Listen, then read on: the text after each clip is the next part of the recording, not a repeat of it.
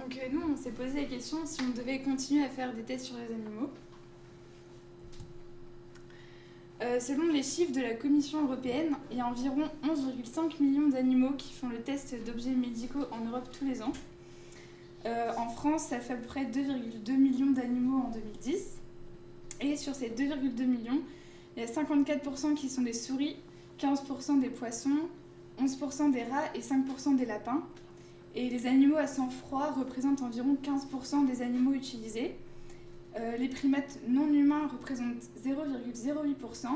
Et ces animaux de laboratoire sont conçus pour cela. Ils viennent d'élevages spécialisés. Et il y en a plusieurs en France qui sont chargés d'élever des rongeurs, des chiens, etc. Donc la loi en France pour les médicaments. Un médicament doit être testé sur au moins 2 espèces de mammifères avant de pouvoir être testé sur l'homme. La réglementation protège les animaux vertébrés. Cela signifie qu'elle s'applique par exemple aux poissons, aux oiseaux, aux mammifères, mais pas aux insectes. L'utilisation de primates comme les macaques est restreinte. L'utilisation de grands singes comme les chimpanzés est interdite et ne pourrait être autorisée que dans de cas d'extrême nécessité sanitaire. Une expérience sur animaux n'est licite que si elle est nécessaire et irremplaçable et que si elle relève de la recherche en santé humaine ou animale, de la protection de l'environnement ou de l'enseignement supérieur ou professionnel ou d'enquête médico-légale. Les expériences douloureuses doivent être pratiquées sous anesthésie, sauf dérogation documentée. La mort comme donnée d'observation de l'expérience doit être évitée autant que possible.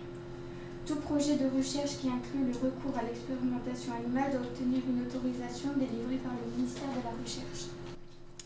Pour les cosmétiques, donc jusqu'à 2013, la vente de cosmétiques testés sur les animaux était interdite en Europe, mais ça ne s'appliquait pas pour les produits de beauté importés. Et depuis le 21 septembre, la Cour de justice de l'Union européenne a affirmé sa décision d'interdire totalement le droit d'accès sur son sol aux produits cosmétiques ayant été testés sur les animaux. Elle a déclaré « L'Union n'établit aucune distinction selon le lieu où l'expérimentation animale a été réalisée ». Les tests sur les animaux permettent d'apprendre à mieux comprendre les processus qui se passent dans notre corps, qui sont identiques chez les animaux. En effet, nous partageons 95% de nos gènes avec la souris, ce qui en fait un modèle efficace pour la recherche. Cependant, les modèles d'animaux des maladies n'ont qu'une valeur informative limitée pour l'être humain. En effet, l'homme et la souris sont certes similaires, mais ils ne sont pas identiques. Cela permet également d'assurer qu'un médicament n'est pas dangereux et d'observer les effets secondaires. C'est après utilisation par les humains que l'on découvre ces effets secondaires et bien souvent, quand on essaie de les comprendre par l'expérimentation animale, on s'aperçoit qu'ils n'affectaient pas les animaux. On ne peut pas continuer à ignorer le fait que les effets secondaires des médicaments représentent la 4e cause de décès en France, soit environ 18 000 morts par an, malgré les tests préalables sur les animaux. On peut découvrir les causes des maladies et des possibilités de traitement. On parle dans ce cas de recherche appliquée. Il n'est souvent pas possible de détenir des animaux dans des conditions spécifiques de l'espèce. Les animaux développent alors stress et troubles du comportement qui peuvent fausser les résultats et induire en erreur quant à l'origine d'une maladie ou la réaction à un médicament. Donc cependant, des acquisitions importantes n'ont pu être obtenues que grâce aux expériences sur animaux. Elles ont par exemple été déterminantes dans les domaines suivants: les processus fondamentaux concernant le fonctionnement de l'œil pour la vision, le fonctionnement du cerveau et des nerfs dans le processus de la pensée, les antibiotiques, le diabète, les vaccins contre la diphtérie, la fièvre jaune et la poliomyélite, la rage, la transplantation d'organes, la recherche sur le cancer, la machine cœur-poumon et bien d'autres choses encore. Cependant, les tests peuvent s'avérer douloureux et faire souffrir l'animal. Lorsqu'il y en a, les modifications génétiques des animaux les prédisposent souvent à développer des maladies douloureuses et ils ne reçoivent pas d'anesthésie pour ces douleurs chroniques. Pour garantir l'efficacité et la sécurité d'emploi des médicaments, la loi impose que la sécurité d'emploi des médicaments soit testée chez l'animal avant qu'il ne soit homologué, afin de réduire le risque pour l'être humain.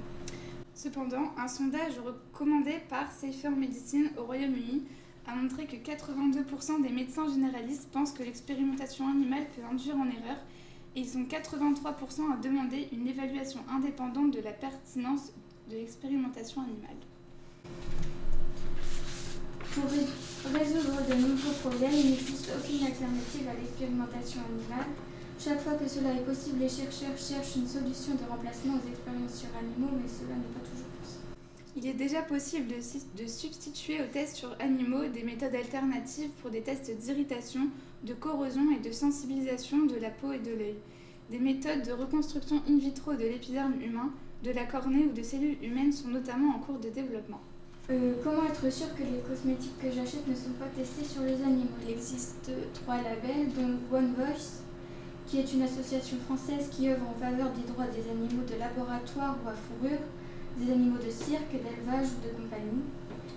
Il existe 2 labels One Voice qui garantissent que le produit ne fait pas l'objet de tests sur les animaux et qu'il ne contient pas d'ingrédients d'origine animale à l'exception des produits de la ruche, miel, cire d'abeille, pollen. Et le label HCS, Human Cosmetic Standard. La PETA propose également des labels cruelty-free et vegan and cruelty-free. Cet organisme américain recense toutes les marques qui déclarent avoir banni les tests sur les animaux. Par ailleurs, ils sont considérés comme la plupart comme les plus sûrs parmi les labels non testés sur les animaux. L'association recense environ 1900 marques de cosmétiques qui ont banni les tests sur les animaux. Parmi les laboratoires, il y a Christian Dior, Dr. Oshka ou Nivea, par exemple.